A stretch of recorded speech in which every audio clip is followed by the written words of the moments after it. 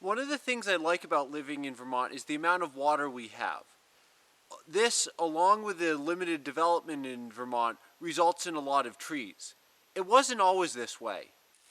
From about 1820 to 1900, Vermont had a huge amount of agriculture supplying eastern cities.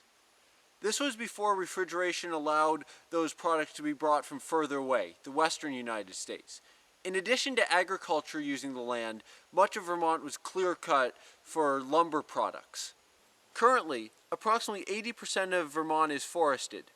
This did not occur through some great tree planting campaign, though some certainly did occur through the 1930s with the New Deal programs, but through natural regrowth.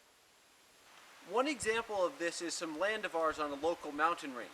This land is too steep to be farmed by modern machine farming, but was farmed before those tools were required for economic sustainability. This cellar hole, with apple trees and daffodils surrounding it, is indicative that what is now forest once was settled. Stone walls that can be seen throughout New England are other evidence of farming. These stone walls can often pass through quite rugged terrain. As opposed to barbed wire, which can just be put up anywhere, stone walls require that there basically be an open field that the stones be gathered from, thus the area was farmed rather than just cattle kept in the woods. However, it was not some great effort to reforest Vermont, just the neglect of open areas that led to this retreeing. Wallace Stegner, a noted writer whose books were both set in the American West as well as Vermont, wrote about the difficulty of keeping a place open. The rest of the country, the West, when you damage it, you get a wasteland. Here we spend half of our time cutting trees just to keep a view of the lake open. Then you turn your back, and you come back the next year, and it's woods again. This is likely some hyperbole, but it gives you a sense of the rapid growth that can occur when there are moderate temperatures and plenty of water. This can be surprising to people who grew up in areas where this is not the case, as this passage from Noel Perrin's second-person rural indicates.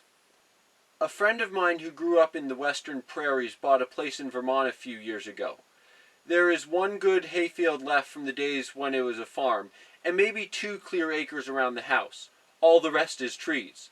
While walking the boundary, we emerged into a cathedral stand of spruce, 60-footers with great sweeping boughs. Matt looked at them in real awe. "My word," he said, "someone must have worked awfully hard to plant all these trees." It took him a while to accept the idea that every single tree he owned, except the maples around the house and a few fruit trees, had been planted by another tree, and that what his predecessors on the farm had worked hard at was getting rid of trees. If you've grown up in a sea of grass, with maybe 2 man-planted willows on a 160-acre farm, I can see this would be a novel idea. Noel Perrin then goes on to discuss his experience a couple years prior with getting paid to plant trees by the USDA, and regretting it a few years later when he realized that in Vermont, the open space is what is valuable. Lewis Hill, who grew up and ran a fruit nursery in Vermont's Northeast Kingdom, wrote about his experiences growing up in the 1930s in his memoir, Fetched Up Yankee. While learning in a one-room schoolhouse, one teacher tried to help us understand the importance of conservation and read from our geography book about erosion. "Trees are the best control against erosion," she said. "Try to get your families to plant trees whenever they can, in order to save the soil." We listened suspiciously. The idea was startling, since we were only a few generations away from the pioneers who had cleared our area. Poplars, wild cherries, and evergreens grew so vigorously all around us that every farmer devoted a great deal of his time to cutting the little seedlings from the pastures, roadsides, and stone walls. The North Woods impatiently waited for an opportunity to once again take over any lands cleared by man, and to us planting trees made about as much sense as sowing dandelion seed. Though this quote certainly conveys the truth about tree growth in Vermont, the hillside farming practices led to soil erosion and degradation, though nowhere near as bad as in the western United States at the time. There is nothing like the Dust Bowl out here. On our land in the local mountain range, we try to maintain some area as open space.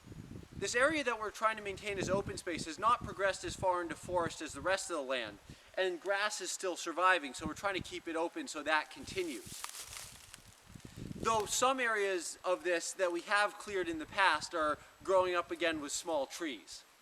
To keep this open, we girdle trees.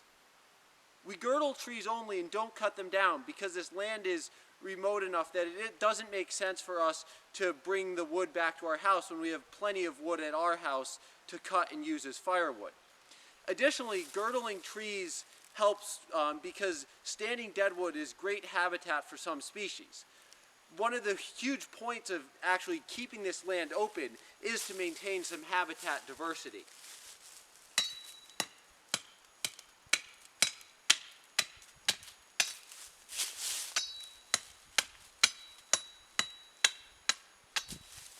About half of the land attached to my family's house is field.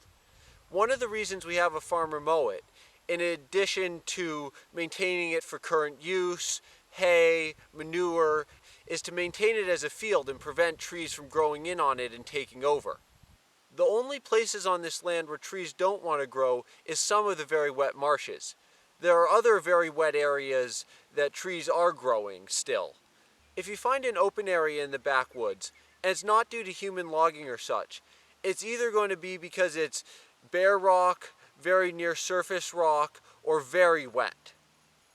However, in some areas of our land we have planted trees. There's our orchard and the windbreak trees around our house. But even some of these windbreak trees we have cut down or trimmed back as they grow to maintain some openness. And it is not like trees would never grow here naturally. It is just that we wanted the trees sooner than natural succession. Such as these popples creeping into the field around our house. 26 years ago was the last time this was mown. And since then, they've slowly come in and in recent years have accelerated their growth into this meadow that it hasn't been mown for a while. We've also planted trees alongside the banks of the river that adjoins our property. However, only a few have survived, and this is the only one that's really thrived. This loss of trees is due to various factors of mortality. In the next video, I'll go into these mortality factors and replant trees accounting for the mortality factors, so hopefully we'll have better success than with the first batch.